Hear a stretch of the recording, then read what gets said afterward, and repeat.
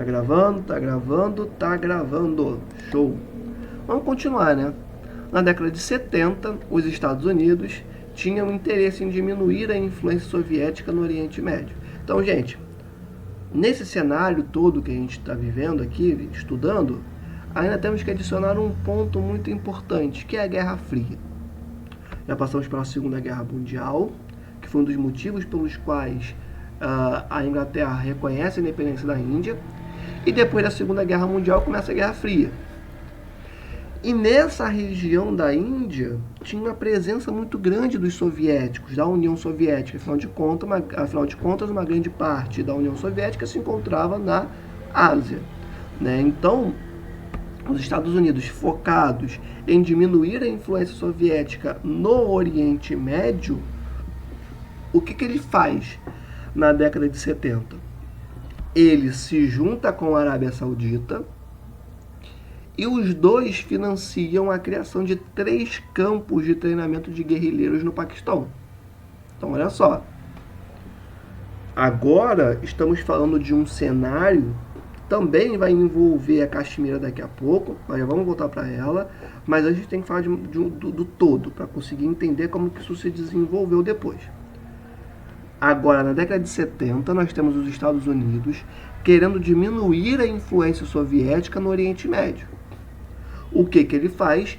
Ele, junto da Arábia Saudita, financia a construção de 3 campos de treinamento de guerrilheiros. Então, vamos treinar pessoas para pegar em armas para bater de frente contra os soviéticos. Tá? Deixando claro que a intenção dos Estados Unidos nesse momento, aqui no Paquistão, é única, que é diminuir a influência da União Soviética no Oriente Médio. Para isso, eles colocam, junto da ajuda da Arábia Saudita, 3 campos de treinamento de guerrilheiros no Paquistão. Beleza? Só ver se está gravando direitinho. Eu sempre fico com essa noia. Está gravando sim. E esses combatentes, eles seriam chamados de Mujahideen. Acho que a pronúncia é mais ou menos essa. Que para português significa combatentes da liberdade, né? Essa liberdade em relação aos soviéticos. E esses Mujahideen recebiam armas sofisticadas dos Estados Unidos e da Arábia Saudita, mas principalmente dos norte-americanos. E além disso também recebiam treinamento do Serviço Secreto do Paquistão, o ISI. Só que esse Serviço Secreto do Paquistão foi capacitado basicamente treinado pela CIA, que é o Serviço de Inteligência dos Estados Unidos, que age, né, em outros países, agiu muito na América Latina, inclusive, no Brasil durante essa década, inclusive, financiou diversas ditaduras pelo mundo, inclusive a brasileira. Então,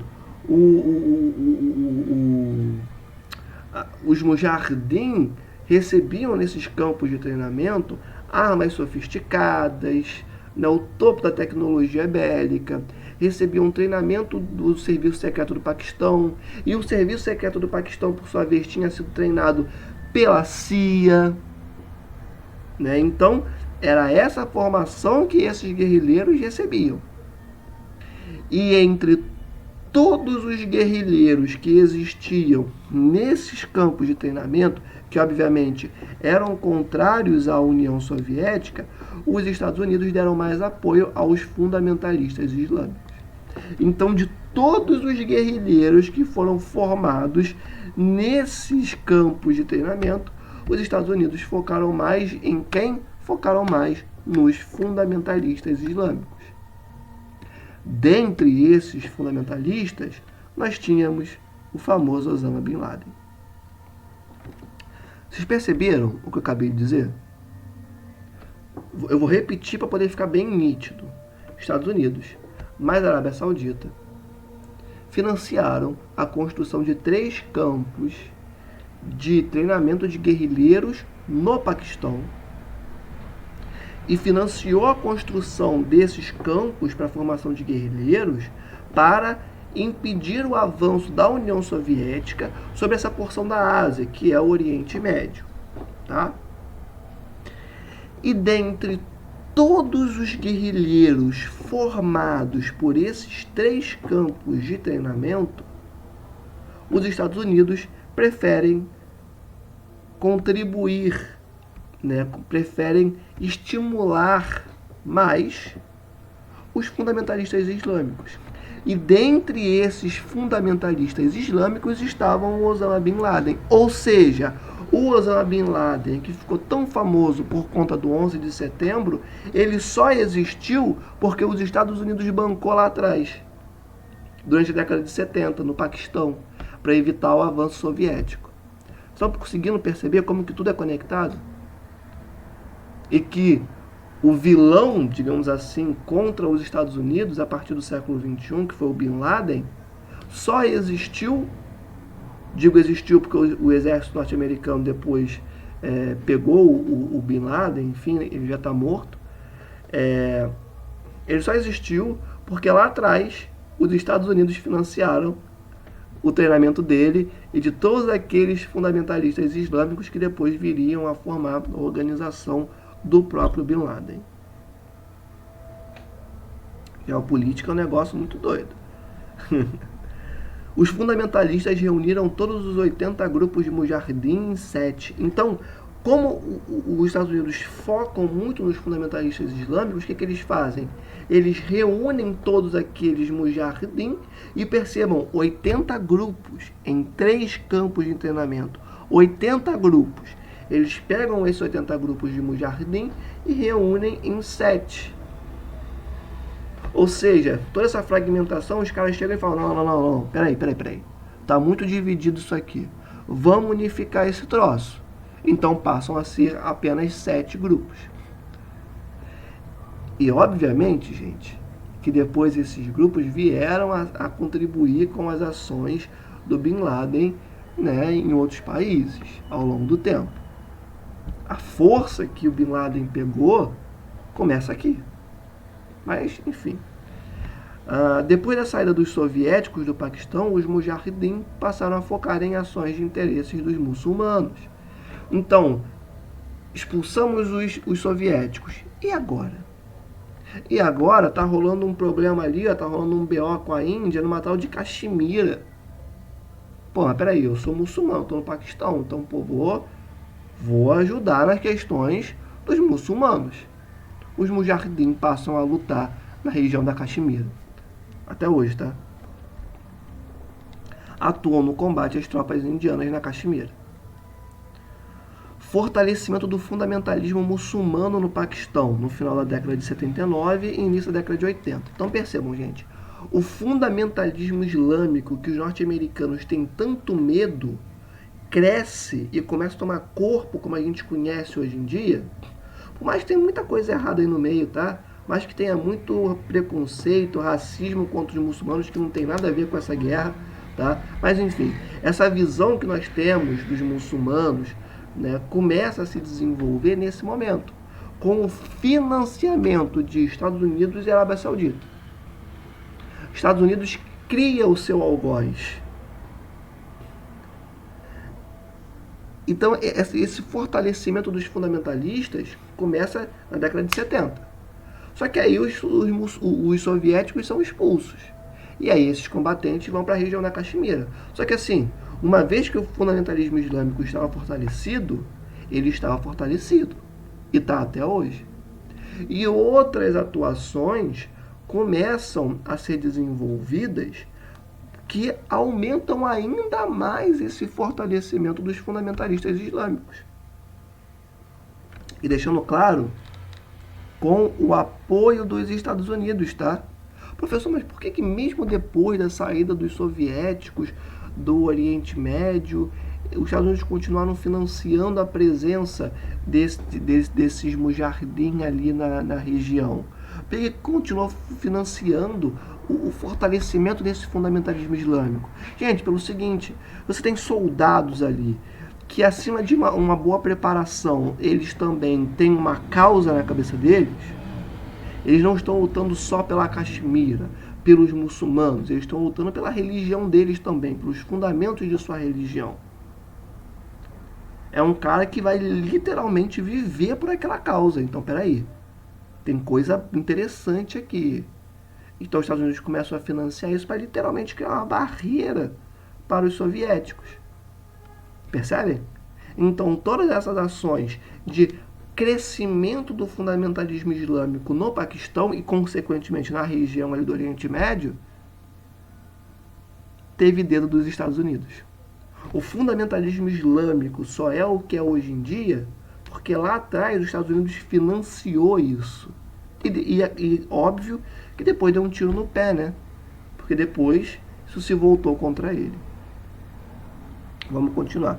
Entre os exemplos de ações que foram feitas para esse reforço, houve a criação de 2.500 madraçais. Madraçais são escolas muçulmanas, que têm, entre as suas muitas funções, têm a intenção de propagar para as crianças a religião islâmica, né? A Sharia, né? Que é a lei muçulmana. Então, houve um fortalecimento do fundamentalismo islâmico por conta também da criação dessas 2.500 madraçais, nesse momento, final da década de 79, início de 80, por conta desse financiamento norte-americano, enfim, e deu como produto que a gente tem hoje em dia. Tá? Região da Caxemira. O Paquistão apoiou o movimento separatista da Caxemira indiana. Lembra que eu falei daqueles movimentos migratórios? A Inglaterra separou e falou: ONU, te vira. Não tem nada a ver com isso mais. O que aconteceu? Muitos islâmicos estavam presentes na Caxemira indiana e não se identificavam com a religião hindu. E aí começaram a pedir ou a independência da Caxemira indiana, que a ONU tinha dado para a Índia lá atrás, lembra, em 49, ou que fossem anexados ao Paquistão. Obviamente o Paquistão olhou e falou: vem para mim. Apoiou esse movimento. E só para reforçar, os habitantes indicavam a independência do território ou a sua anexação ao Paquistão. Qual foi a resposta da Índia a esse movimento? Aumentou a repressão militar. E a Índia aumenta a repressão militar e, ao mesmo tempo, aumenta o nacionalismo hindu. O nacionalismo e o fundamentalismo hindu. Professor, mas por quê? Seguinte, se você tem uma região em que as pessoas batem no peito e falam: eu sou hindu, e você que é muçulmano, mete teu pé que tu não é bem visto aqui, você reforça a ideia de que não, nós fazemos parte da Índia. Ah, mas não tinha a população ali que queria se anexar ao Paquistão? Tinha, mas o restante não tinha nada a ver com isso. Percebem? A Índia pega esse restante e fala: vocês são hindus. Então começa a crescer um nacionalismo hindu, um fundamentalismo hindu. Então olha só esse barril de pólvora. De um lado, um Paquistão que há muito tempo vem querendo a parte da Índia, da Caxemira, e que é um Paquistão que agora está extremamente radicalizado, um fundamentalismo islâmico lá no teto por conta do financiamento feito pelos norte-americanos e pela Arábia Saudita. Do outro lado, você tem uma Índia que está respondendo a isso e está estimulando o fundamentalismo hindu. Então, os dois lados estão fundamentalistas. Você acha que vai dar coisa boa nisso? E tem um ponto. A Índia não é boazinha não, tá? A Índia controla 2/3 de todo o território da Caxemira. E acusa o Paquistão de treinar e armar os separatistas. Gente, lá atrás, o Paquistão tinha no seu território 3 campos de treinamento de soldados, de guerrilheiros.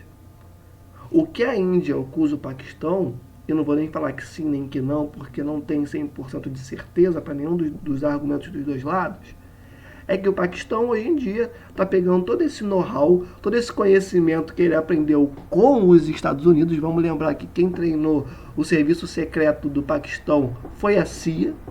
Então ele está pegando todo esse conhecimento e armando os separatistas da Caxemira indiana. É isso que a Índia acusa o Paquistão. Só que tem um ponto muito importante nisso tudo, que é o seguinte: a Índia e o Paquistão, ambos, investem pesado em tecnologia bélica. Esses dois países possuem armas atômicas. E óbvio que isso gera uma preocupação mundial muito grande. Porque pensem o seguinte, de um lado, fundamentalismo islâmico, do outro, fundamentalismo hindu. E os dois países possuem tecnologia atômica. Eu não sei se vocês sabem, se duas bombas atômicas explodirem ao mesmo tempo no planeta, a raça humana acaba.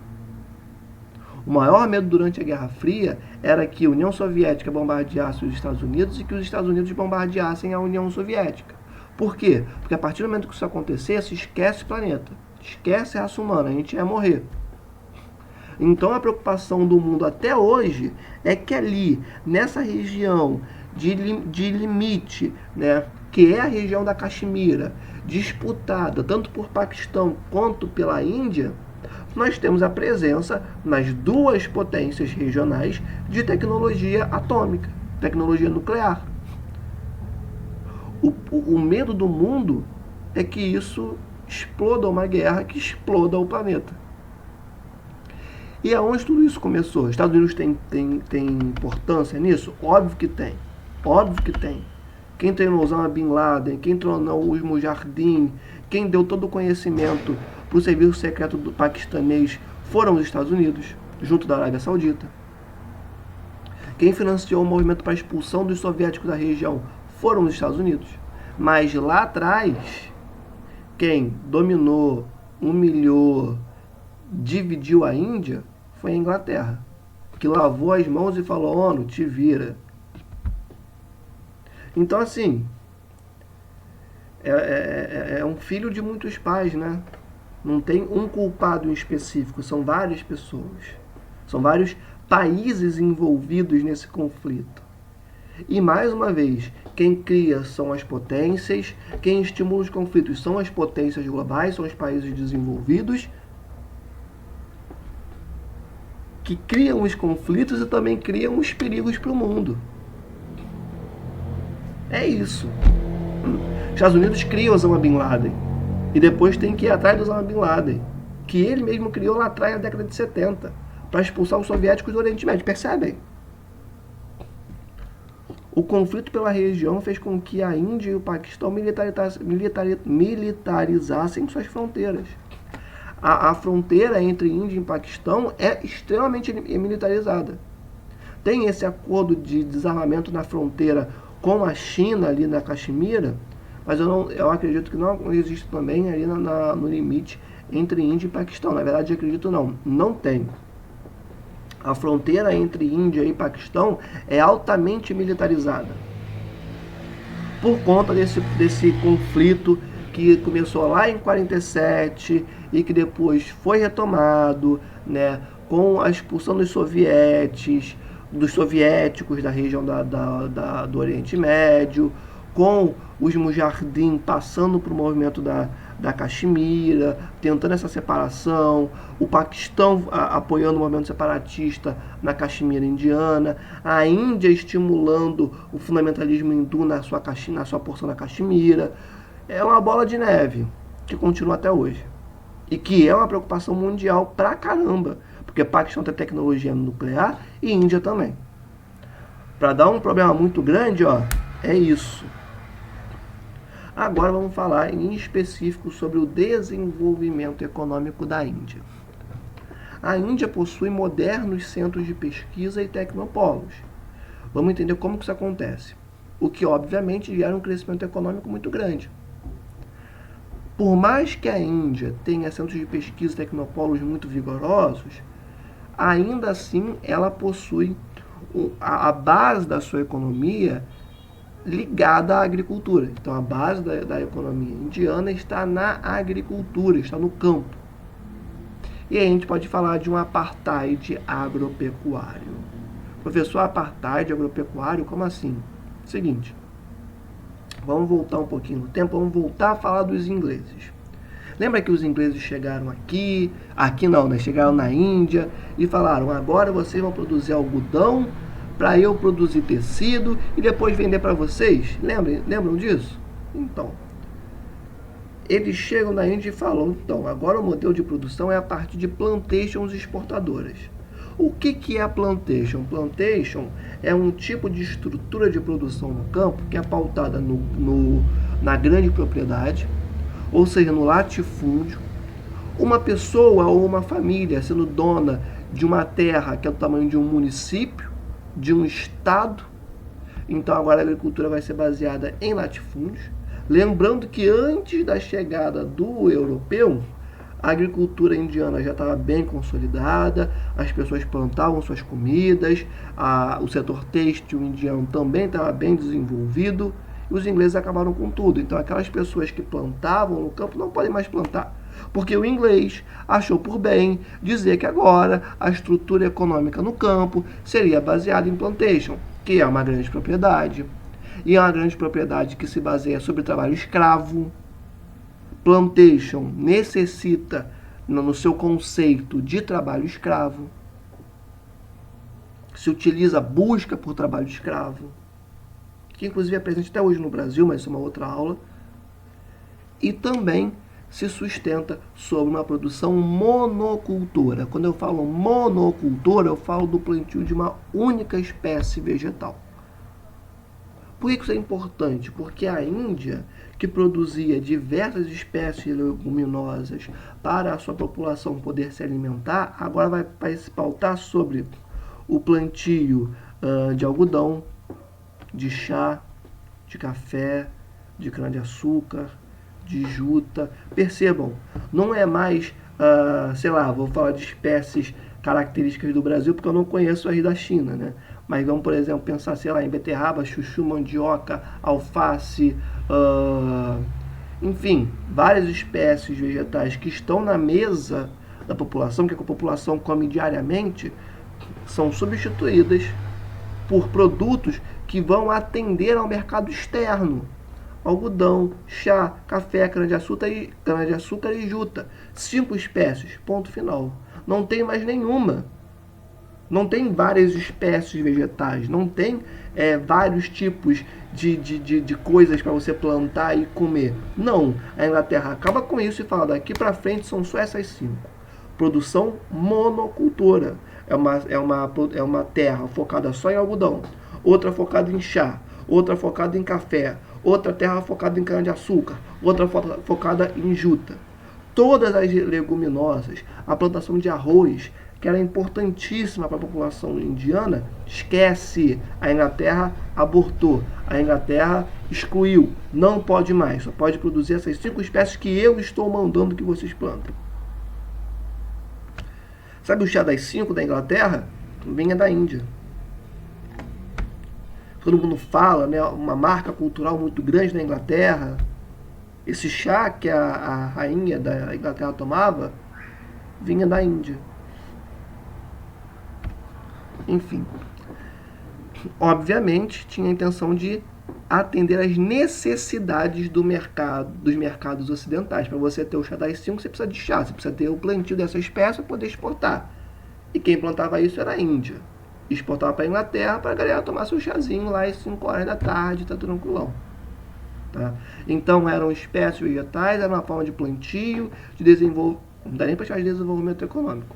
Era um tipo de produção econômica que era focada apenas nas necessidades e nos interesses dos ingleses, que buscavam atender ao mercado europeu, ao mercado ocidental, tá bom?